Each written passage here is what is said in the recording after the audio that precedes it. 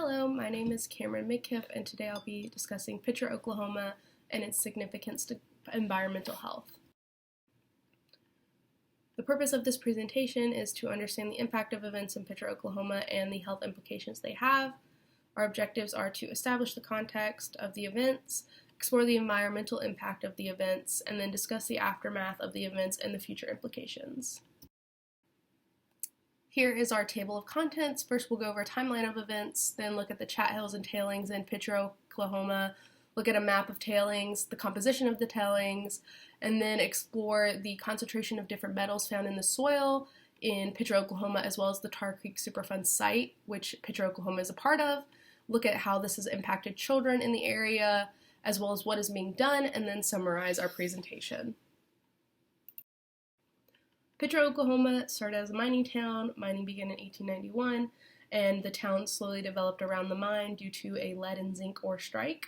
The town incorporated in 1918, and in the 30-year period from 1917 to 1947, Picher produced $20 billion worth of ore. Mining began to decrease in the 1970s, however, due to the vigorous and unregulated mining, there were copious mine shafts existing underneath the town that were a danger to infrastructure and a threat to the safety of the residents.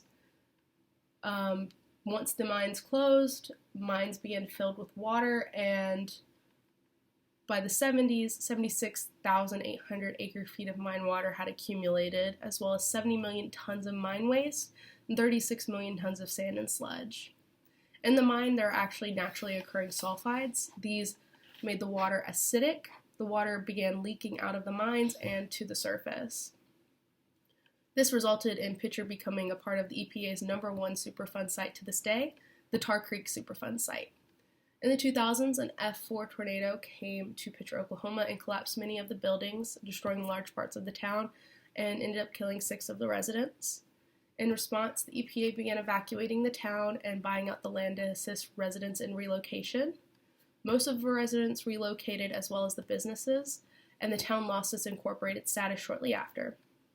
To this day, there are a handful of people still living in Picher, Oklahoma, and they refer to themselves as chat rats. If you are wondering why the existing residents of Picher, Oklahoma refer to themselves that way, it is because of this. This is a chat pile or a tailing pile. Basically, it's just mine waste. They look like large sand dunes, but they can be over 100 feet tall and are filled with dangerous metals like lead and cadmium. Children are tempted to play on them, people walk through them. There are even reports of people driving ATVs through them. All of this is very dangerous because exposures to those metals are linked to adverse health outcomes, especially when they're kicking up that dust. People inhale it, giving them an even higher risk. This is a map of the tailing piles in Picher, Oklahoma and the surrounding areas. As you can see, they are plentiful. As mentioned before, tailings contain lead, zinc, and cadmium, as well as other metals. Exposure to the metals is increased by proximity, and even if the residents weren't directly in the chat or tailing piles, they would still be at high risk because most of the residents live within 250 feet of a tailing pile. So what exactly is a tailing composed of? Samples found that the concentrations vary from tailing to tailing. However, generally they're comprised of high levels of zinc and aluminum and iron. There is about 5% lead. Cadmium and manganese do make up a small percent, but not significant compared to the other metals found. How does this impact the soil? As you can see, cadmium, zinc, and lead are all significantly higher than the maximum permissible soil levels. This greatly impacts the residents and their blood levels of these metals.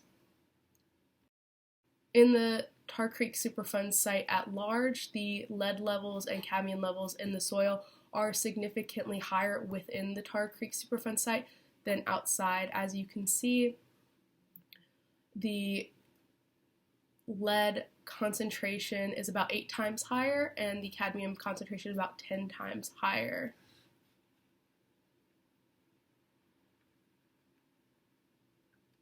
Lead is linked to anemia, kidney and brain damage, as well as other health conditions, and cadmium can cause cancer due to prolonged exposure. The children in the area are significantly impacted, as seen by this graph.